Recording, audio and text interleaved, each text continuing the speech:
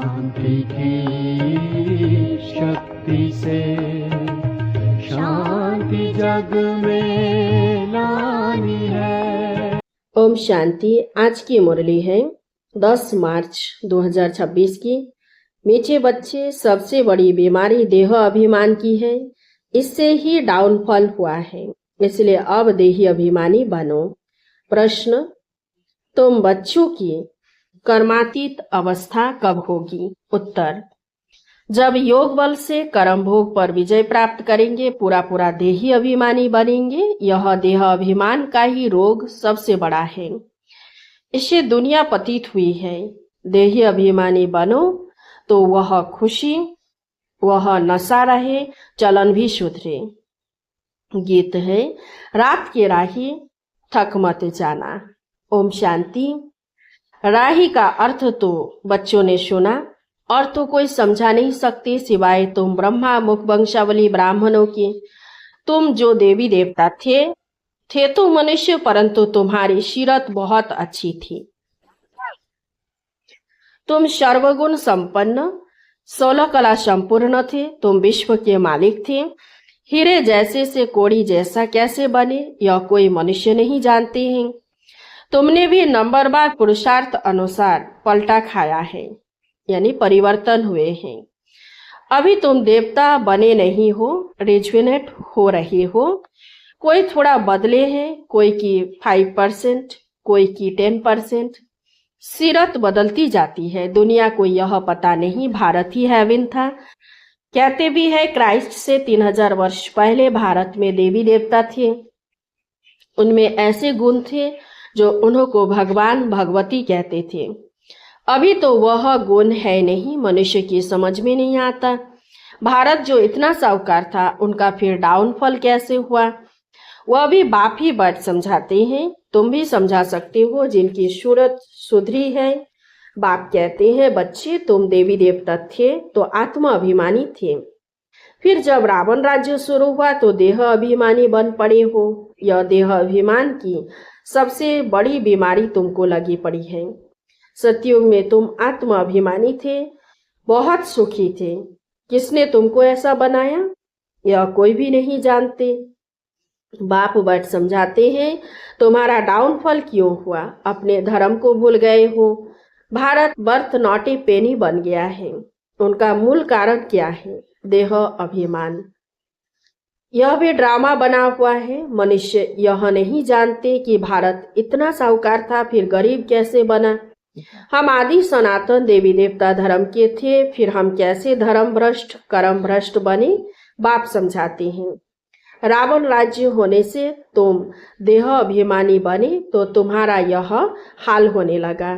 सीढ़ी भी दिखाई है कैसे डाउनफॉल हुआ। बर्थ नॉट ए पेनी का भी मुख्य कारण देह अभिमान है। यह भी बाप बैठ समझाते हैं। शास्त्रों में कल्प की आयु लाखों वर्ष लिख दी है। आजकल समझदार है क्रिश्चियन लोग, वो भी कहते हैं क्राइस्ट से 3000 वर्ष पहले पैराडाइज था। भारतवासी यह समझ नहीं सकते कि प्राचीन भारत ही था, जिसको स्वर्ग हेवन कहा जाता है। आजकल तो भारत की फुल हिस्ट्री ज्योग्राफी को जानते ही नहीं है। थोड़े बच्चों में थोड़ा ज्ञान है तो देह अभिमान आ जाता है। समझते हैं हमारे जैसा कोई है ही नहीं। बाप समझाते हैं भारत की ऐसी दुर्दशा क्यों हुई। बापू गांधी भी कहते थे, पतित पावन आओ, आकर राम राज्य स्थापन करो। आत्मा को जरूर कभी बाप से सुख मिला है तो पतित पावन को याद करते हैं। बाप समझाते हैं हमारे बच्चे जो शूद्र से बदल ब्राह्मण बनते हैं, वह भी पूरा देही अभिमानी नहीं बनते हैं। घड़ी घड़ी देह अभिमान में आ जाते हैं। यह है सबसे पुराना रोग जिससे यह हाल हुआ है। देही अभिमानी बनने में बड़ी मेहनत है। जितना देही अभिमानी बनेंगे उतना बाप को याद करेंगे, फिर अथाह खुशी रहनी चाहिए। गाया जाता है, परवाह थी पार ब्रह्म में रहने वाले परमेश्वर की, वह मिल गया, उसे 21 जन्म का वर्षा मिलता है। बाकी क्या चाहिए? तुम सिर्फ देही अभिमानी बनो, मामे कम याद करो, भल गिरस्त व्यवहार में रहो। सारी दुनिया देह अभिमान में है। भारत जो इतना उच्च था उसका डाउनफॉल हुआ है। हिस्ट्री ज्योग्राफी क्या है यह कोई बता न सके। यह बातें कोई भी शास्त्रों में नहीं है। देवताएं आत्म अभिमानी थे, जानते थे एक देह को छोड़ दूसरी लेनी है। परमात्मा अभिमानी नहीं थे। तुम जितना बाप को याद करेंगे, देही अभिमानी रहेंगे, उतना बहुत मीठा बनेंगे। देह अभिमान में आने से ही लड़ना, झगड़ना, बंदरपना आ जाता है। यह बाप समझाते हैं, यह बाबा भी समझ रहे हैं। बच्चे देह अभिमान में आकर शिव बाबा को भूल जाते हैं। अच्छे अच्छे बच्चे देह अभिमान में रहते हैं, देही अभिमानी बनते ही नहीं हैं। तुम कोई को भी यह बेहद की हिस्ट्री ज्योग्राफी समझा सकते हो। बरोबर सूर्यवंशी चंद्रवंशी राजधानी थी।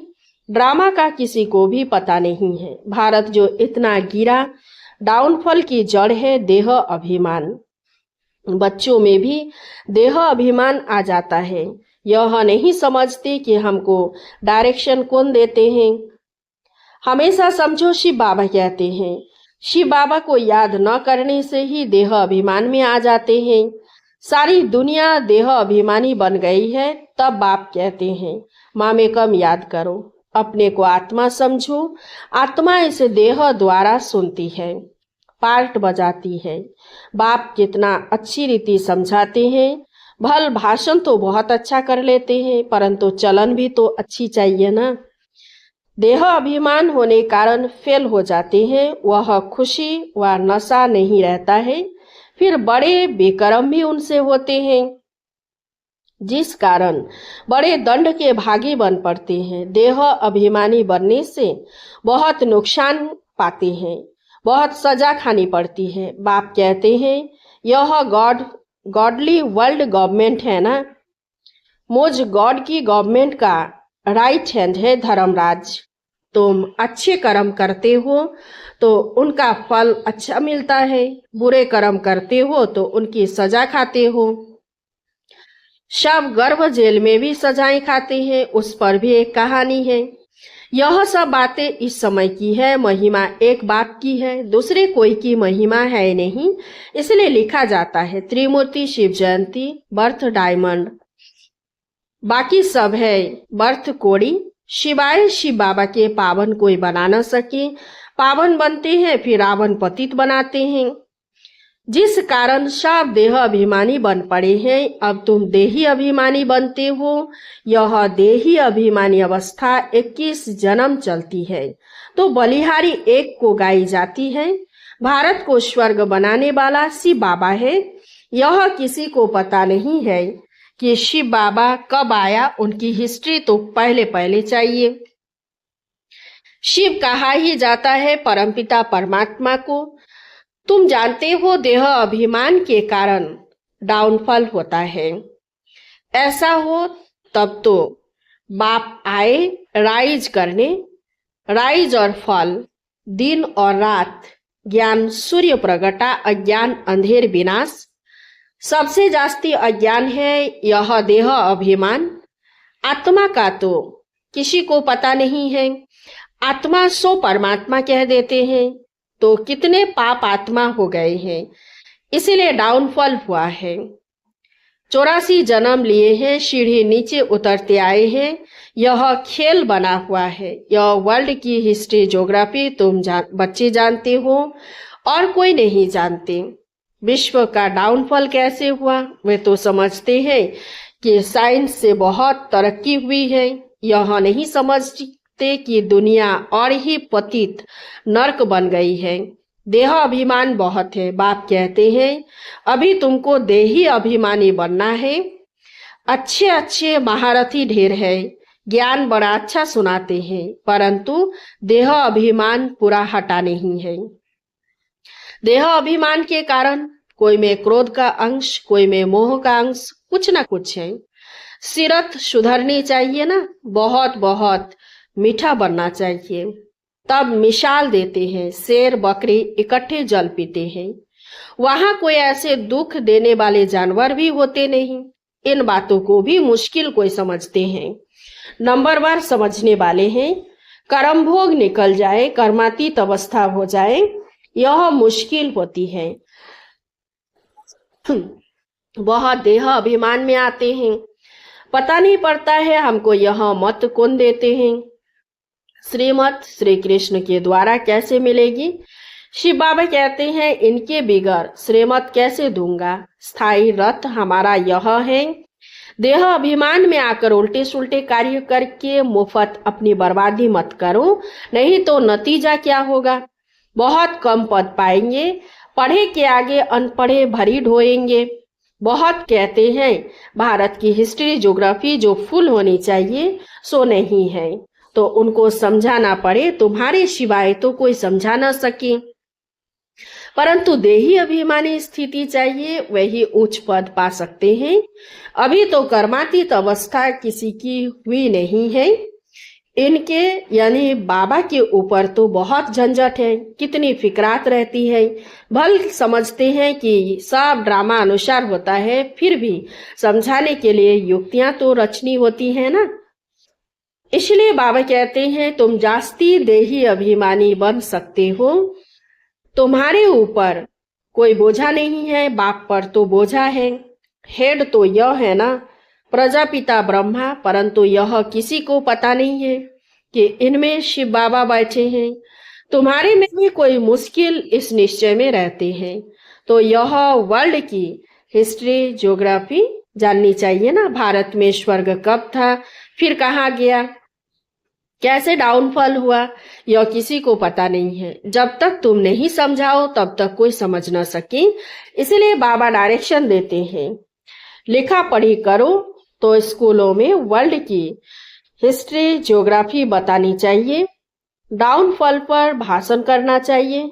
भारत हीरे जैसा था, अब फिर कोड़ी जैसा कैसे बना, कितने वर्ष लगे, हम समझाते हैं। ऐसे पर्चे एरोप्लेन द्वारा गिरा सकते हैं। समझाने वाला बड़ा होशियार चाहिए। गवर्नमेंट चाहती है तो गवर्नमेंट का ही हॉल विज्ञान भवन जो दिल्ली में है वहां सबको बुलाना चाहिए। अखबार में भी डाला जाए, कार्ड भी सबको भेज दे। हम आपको सारे वर्ल्ड की हिस्ट्री ज्योग्राफी आदि से अंत तक समझाते हैं। आप ही आएंगे जाएंगे, पैसे की तो बात ही नहीं है। समझो हमको कोई मिला, प्रेजेंट भेंट करते हैं तो हम ले नहीं सकते हैं। सर्विस करने के लिए काम में लाएंगे, बाकी हम ले नहीं सकते। बाप कहते हैं, मैं तुमसे दान लेकर क्या करूंगा, जो फिर भरकर देना पड़े। मैं पक्का शरारत हूं। अच्छा, मीठे मीठे सिकिलधे बच्चों प्रति मात पिता बाप दादा का याद प्यार और गुड मॉर्निंग। रूहानी बाप की रूहानी बच्चों को नमस्ते। हम रूहानी बच्चों की रूहानी बाप दादा को याद प्यार गुड मॉर्निंग, नमस्ते नमस्ते नमस्ते। धारणा के लिए मुख्य सार। 1 नंबर, देह अभिमान में आकर कोई भी उल्टा सुल्टा कार्य नहीं करना है। देही अभिमानी बनने का पूरा पूरा पुरुषार्थ करना है। अपनी सीरत यानी चलन सुधारते रहना है। 2 नंबर, बहुत बहुत मीठा शीतल बनना है। अंदर में क्रोध मोह का जो भूत है उसे निकाल देना है। वरदान, रिगार्ड देने का रिकॉर्ड ठीक रख, खुशी का महादान करने वाले पुण्य आत्मा भव। वर्तमान समय चारों ओर रिगार्ड देने का रिकॉर्ड ठीक करने की आवश्यकता है। यही रिकॉर्ड फिर चारों ओर बजेगा। रिगार्ड देना और रिगार्ड लेना। छोटे को भी रिगार्ड दो, बड़े को भी रिगार्ड दो। यह रिगार्ड का रिकॉर्ड अभी निकलना चाहिए। तब खुशी का दान करने वाले महादानी पुण्य आत्मा बनेंगे। किसी को रिगार्ड देकर खुश कर देना यह बड़े से बड़ा पुण्य का काम है, सेवा है। स्लोगन, हर घड़ी को अंतिम घड़ी समझकर चलो तो एवर रेडी रहेंगे। अव्यक्त इस मातेश्वरी जी के अनमोल महावाक्य। एक नंबर, तमोगुनी माया का विस्तार शतोगुनी, रजोगुनी, तमोगुनी, यह 3 शब्द कहते हैं। इसको यथार्थ समझना जरूरी है। मनुष्य समझते हैं यह तीनों गुण इकट्ठे चलते रहते हैं, परंतु विवेक क्या कहता है? क्या यह तीनों गुण इकट्ठे चले आते हैं? वह तीनों गुणों का पार्ट अलग अलग युग में होता है। विवेक तो ऐसे ही कहता है कि यह तीनों गुण इकट्ठे नहीं चलते। जब सतयुग है तो शतोगुण है, द्वापर है तो रजोगुण है, और कलयुग है तो तमोगुण है। जब शतो है तो तमो रजो नहीं, जब रजो है तो फिर शतो गुण नहीं है। यह मनुष्य तो ऐसे ही समझकर बैठे हैं कि यह तीनों गुण इकट्ठे चलते आते हैं। यह बात कहना सरासर भूल है। वो समझते हैं जब मनुष्य सच बोलते हैं, पाप कर्म नहीं करते हैं, तो वह शतोगुणी होते हैं। परंतु विवेक कहता है जब हम कहते हैं शतोगुण, तो इस शतोगुण का मतलब है संपूर्ण सुख, गोया सारी सृष्टि शतोगुणी है। बाकी ऐसे नहीं कहेंगे कि जो सच बोलता है वह शतोगुणी है और जो झूठ बोलता है वो कलयुगी तमोगुणी है। ऐसे ही दुनिया चलती आती है। अब जब हम सतयुग कहते हैं तो इसका मतलब है सारी सृष्टि पर शतोगुण, सतो प्रधान चाहिए। हाँ, कोई समय ऐसा सतयुग था जहाँ सारा संसार शतोगुणी था। अब तो सतयुग नहीं है, अब तो है कलयुगी दुनिया, गोया सारी सृष्टि पर तमो प्रधानता का राज्य। इस तमोगुणी समय पर फिर शतोगुण कहाँ से आया? अब है घोर अंधियारा, जिसको ब्रह्मा की रात कहते हैं। ब्रह्मा का दिन है सतयुग और ब्रह्मा की रात कलयुग, तो हम दोनों को मिला नहीं सकते। 2 नंबर, कलयुगी असार संसार से सतयुगी सार वाली दुनिया में ले चलना एक परमात्मा का ही काम है। इस कलयुगी संसार को असार संसार क्यों कहते हैं? क्योंकि इस दुनिया में कोई सार नहीं है। माना कोई भी वस्तु में वो ताकत नहीं रही, अर्थात सुख शांति पवित्रता नहीं है जो इस सृष्टि पर कोई समय सुख शांति पवित्रता थी। अब वो ताकत नहीं है क्योंकि इस सृष्टि में 5 भूतों की प्रवेशता है। इसलिए ही इस सृष्टि को भय का सागर अथवा कर्म बंधन का सागर कहते हैं। इसलिए ही मनुष्य दुखी हो परमात्मा को पुकार रहे हैं, परमात्मा हमको भव सागर से पार करो। इससे सिद्ध है कि जरूर कोई अभय अर्थात निर्भयता का भी संसार है जिसमें चलना चाहते हैं।